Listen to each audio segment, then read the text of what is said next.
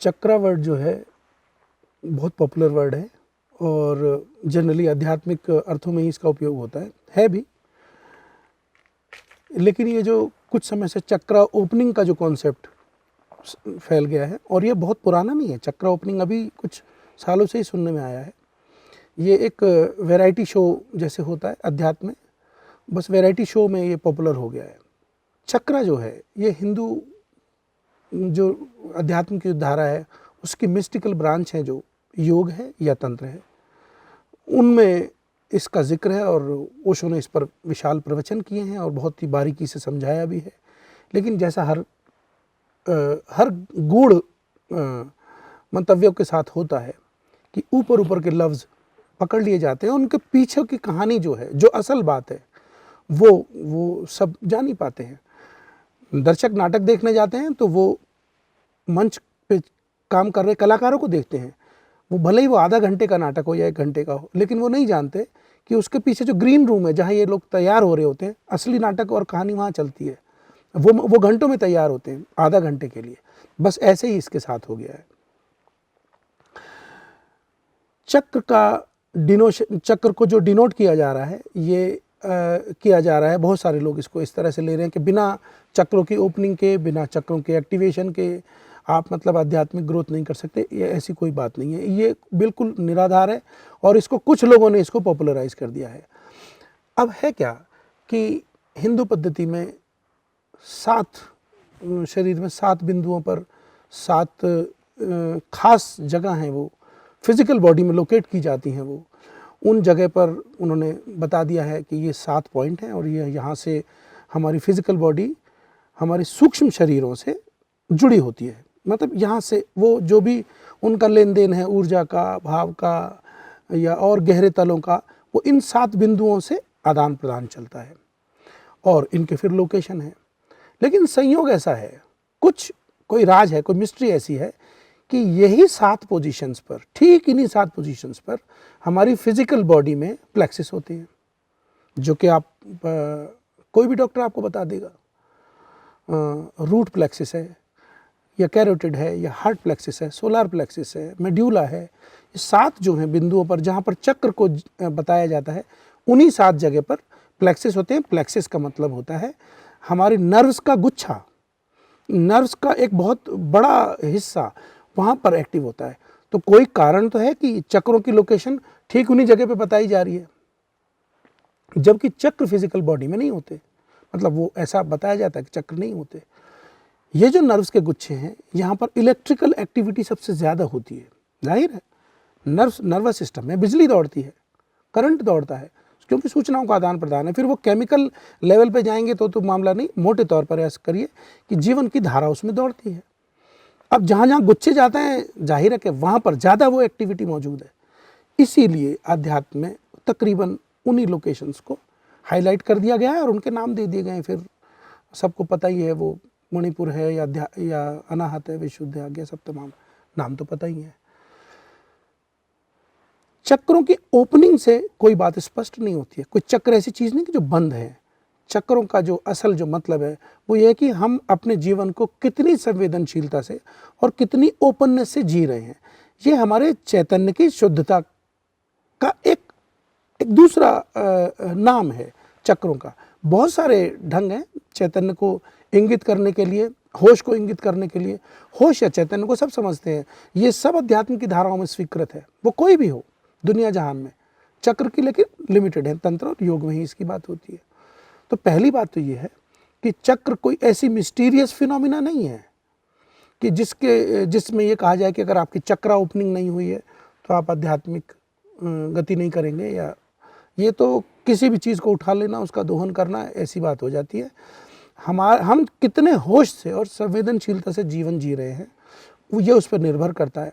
अब धीरे धीरे क्या हुआ कि इन दोनों बातों को जोड़ कर देखा गया।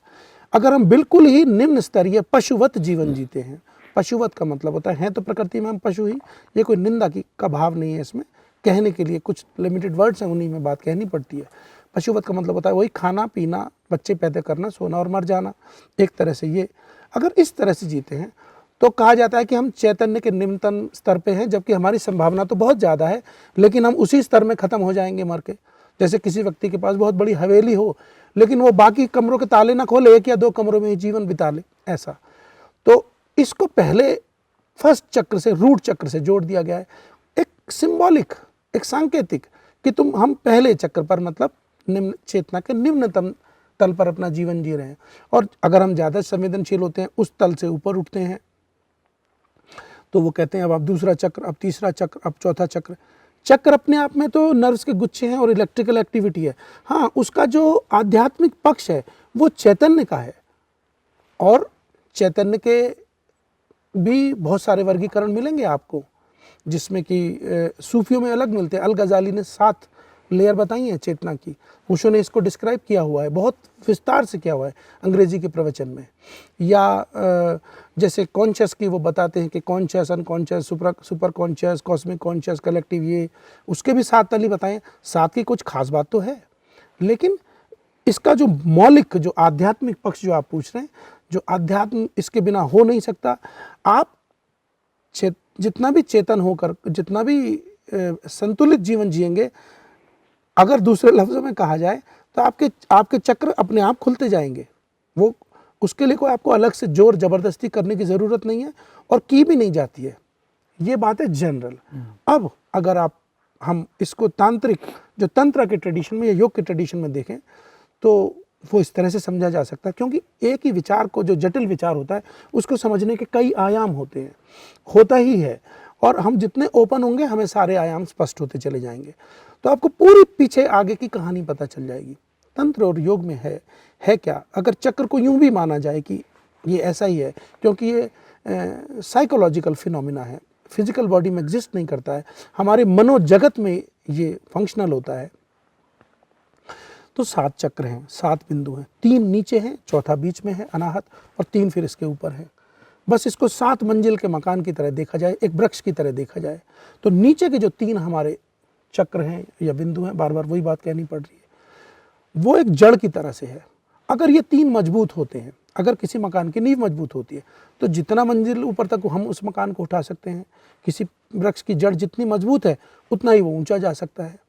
तो ये जो मूलाधार है, यानी मूलाधार का मतलब होता है, ये सांकेतिक नाम है, मूल आधार, जीवन का मूल आधार है शरीर, भोजन, वस्त्र, ये मूल आधार है भौतिक अर्थों में। और आध्यात्मिक अर्थों में मूल आधार है जीवन की ऊर्जा को, इन प्राथमिक ऊर्जाओं को शुद्ध कर लेना, चैतन्य के तल को पे जीना शुरू करना, ये मूल आधार है। तो मूलाधार। फिर दूसरा है स्वाधिष्ठान, जब कोई स्वयं अधिष्ठित हो जाता है, स्वयं ठहरने लगता है, वो दूसरा चक्र, यानी आप चेतना के तल पे आगे बढ़े। तीसरा है मणिपुर। मणिपुर का अर्थ है कि भाई जैसे मणियों जैसा अंतपुर है, ये एक मंदिर की परिकल्पना, जैसे पुराने मंदिरों में गर्भगृह होता है, उसका एक अंतपुर होता है।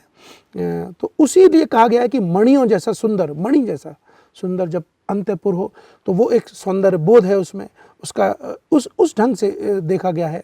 और फिर अलग अलग लोगों ने अलग अलग इसमें थ्योरियाँ निकाल दी हैं, और तमाम इंटरनेट पे घूमती हैं कि पहला चक्र जो है वो सेफ्टी के लिए है, और साहब दूसरा चक्र जो है वो इसके लिए है, तीसरा चक्र आई एम डिवाइन, चौथा चक्र आई एम लव्ड, 5वां चक्र आई एक्सप्रेस दिस। ये है, ये बात है, ये सब जुड़ा हुआ है। मैं ये नकार नहीं रहा हूँ कुछ, और नकार के मैं करूँगा ही क्यों, जबकि ये मौजूद है। लेकिन इसका बहुत ही थोड़ा अर्थ आध्यात्मिक उसमें कि लिया जाना चाहिए कि इसके बिना अध्यात्म हो ही नहीं सकता है। विशेष तौर पर अगर भक्ति मार्ग में आप बात करें तो इनका कोई महत्व ही नहीं है, इसकी चर्चा ही नहीं होती है। और न सिर्फ हमारे यहाँ के हिंदुस्तानी संत परंपरा में, सूफिज्म में भी चक्रों का कॉन्सेप्ट तो नहीं है, लेकिन साइकोलॉजिकल ऑर्गन्स हैं वहाँ पर 6। लताइफ से तब बोलते हैं, लताइफ बोलते हैं उसको, 6 हैं। एक्चुअली लोकेशन तो 5 की ही है, छठी तो नफ्स है, जो कि जिसमें फिर उन्होंने 5 एलिमेंट्स के साथ जोड़ दिया है उसमें, और 5 को अलग कर दिया है। खैर बहरहाल वहाँ 6 में ही काम कर लेते हैं पूरा वो। और अब आजकल तो नई पद्धति में नए बहुत सारे गुरु या नई उसमें कहते हैं कि 7 चक्र नहीं है, 10 चक्र हैं साहब, एक ऊपर भी है नीचे भी है। ये ऐसा है, ये बेसिकली हमारी साइकोलॉजिकल स्ट्रक्चर है, और इसका मामला, इसका सारा जुड़ाव होश से है। इसके लिए परेशान होने की ज़रूरत नहीं है, और बहुत ज़्यादा विचार देने की ज़रूरत भी नहीं है कभी कभी साधना की किसी अवस्था में किन्हीं विशेष बिंदुओं पर फोकस जरूर किया जाता है। उदाहरण के लिए जो त्राटक का प्रयोग है, ट्रेडिशनल त्राटक का, वो आज्ञा चक्र को थोड़ा फोर्स देने के लिए किया जाता है। मगर मैं कह रहा था जैसे तंत्र में और योग में कहा जाता है कि जो 5वां, 6वां और 7वां चक्र विशुद्ध, आज्ञा और सहस्त्रार है, इस पर डायरेक्टली फोर्स नहीं डाली जाती है। डायरेक्टली हमें सिर्फ नींव तैयार करनी होती है। पहले, दूसरे और तीसरे चक्र पर थोड़ा स्ट्रांग वर्क करना होता है, जो कि पुरुषार्थ से मिल जाता है जीवन में। जीवन को संतुलित ढंग से जीने में सही निद्रा, सही व्यायाम, सही श्रम, जिम्मेदारी, रेस्पॉन्सिबिलिटी, तो ये तीनों मजबूत होते हैं। यही अध्यात्म है इसका। अध्यात्म तो किन्हीं गुरु का शास्त्रीय नाम है। जीवन में कुछ चीज़ों को जीने का कोई अलग से नहीं है। अगर वो हम यही कर लेते हैं तो हमारे नेचुरल वे में, सहज रूप में, नैसर्गिक रूप से ऊपर के चक्रों का विकास होता है, अर्थात हम चैतन्य के ऊंचे तलों में अपने आप जीने लगते हैं। पैरेलल देखा जाएगा तो कोई कंफ्यूजन नहीं रहेगा। फिर ये आयाम इतना बड़ा है, इसमें जिस आयाम में चाहें आप विचार कर सकते हैं, इसमें खोज कर सकते हैं, जा सकते हैं, वही आयाम सत्य होने लगेगा फिर।